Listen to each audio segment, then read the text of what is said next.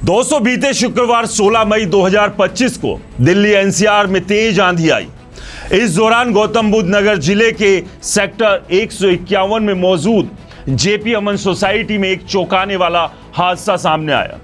तूफान की वजह से सोसाइटी के एक फ्लैट की खिड़कियां और दरवाजे पूरी तरह से टूटकर उखड़ गए और मलबा फ्लैट के अंदर और नीचे जमीन पर बिखर गया।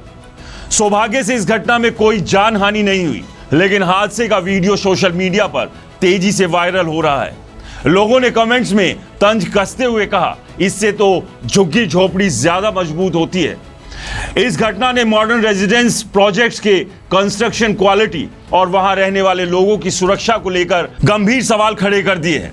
दोस्तों, जेपी अमन सोसाइटी नोएडा के सेक्टर 151 में स्थित जेपी ग्रुप की एक प्रमुख रेजिडेंशियल प्रोजेक्ट है। जेपी ग्रुप एक नामी रियल एस्टेट और इंफ्रास्ट्रक्चर डेवलपर है जो बड़े पैमाने की परियोजनाओं के लिए जाना जाता है।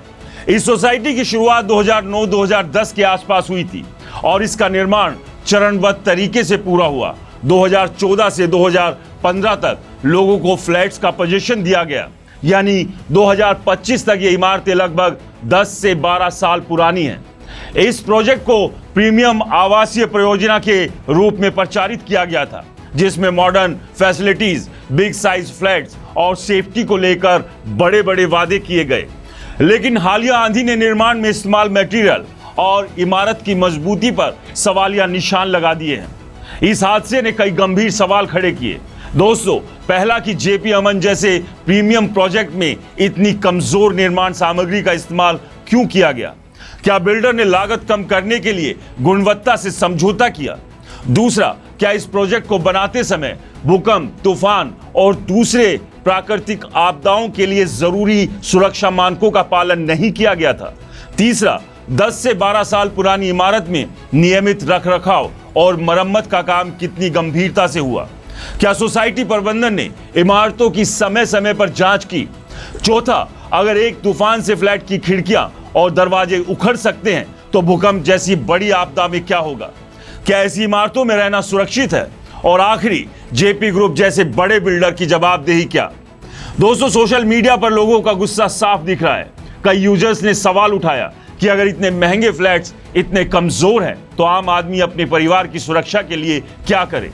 कुछ ने तो रियल एस्टेट सेक्टर में पारदर्शिता और सख्त नियम की मांग की है। ये पहली बार नहीं है जब बड़े बिल्डर्स के प्रोजेक्ट्स में निर्माण गुणवत्ता को लेकर सवाल उठे हैं। देश भर में कई ऐसे मामले सामने आ चुके हैं जहां समय से पहले ही इमारतें जर्जर हो गई या हादसों का शिकार हुई।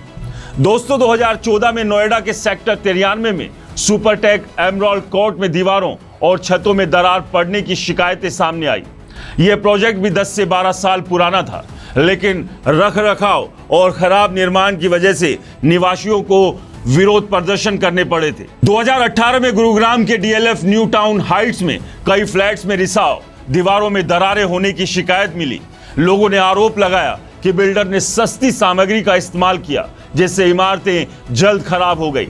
2020 में मुंबई के कमाठीपुरा रीडेवलपमेंट प्रोजेक्ट में एक बड़े बिल्डर की बनाई इमारत सिर्फ 7 से 8 साल बाद छत का हिस्सा गिर गया।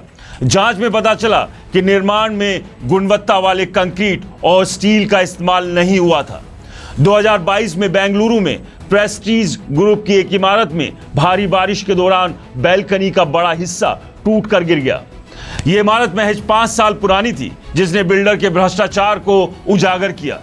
दोस्तों, ये हादसे इस बात का सबूत है कि बड़े बिल्डर अक्सर लागत कम करने के लिए गुणवत्ता यानी कि क्वालिटी से समझौता करते हैं। कई बार स्थानीय प्रशासन और नियामक संस्थाओं की मिलीभगत भी इन समस्याओं को बढ़ाती है। जेपी अमन सोसाइटी का यह हादसा एक चेतावनी है कि रियल एस्टेट सेक्टर में सुधार की सख्ती जरूरी है। निर्माण से पहले और बाद में इमारतों की गुणवत्ता की स्वतंत्र जांच होनी चाहिए। दोषी बिल्डर पर भारी जुर्माना और कार्रवाई होनी चाहिए। प्रभावित निवासियों को तुरंत मुआवजा और मरम्मत की सुविधा मिलनी चाहिए। साथ ही लोगों को फ्लैट खरीदने से पहले बिल्डर की विश्वसनीयता और प्रोजेक्ट की गुणवत्ता की जांच करनी चाहिए। दोस्तों, यह हादसा न केवल एक इमारत की कमजोरी को दर्शाता है, बल्कि पूरे रियल एस्टेट सेक्टर की खामियों को उजागर करता है। अगर एक सामान्य तूफान इतना बड़ा नुकसान कर सकता है तो भूकंप जैसी आपदा में क्या होगा?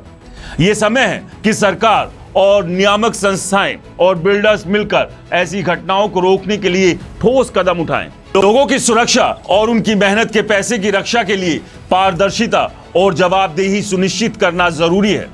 दोस्तों, आप क्या सोचते हैं? क्या आपने अपने शहर में ऐसी किसी घटना के बारे में सुना है? क्या आपको लगता है कि रियल एस्टेट सेक्टर में और सख्त नियमों की जरूरत है? अगर हां, तो अपनी राय हमारे साथ जरूर साझा करें। नमस्कार।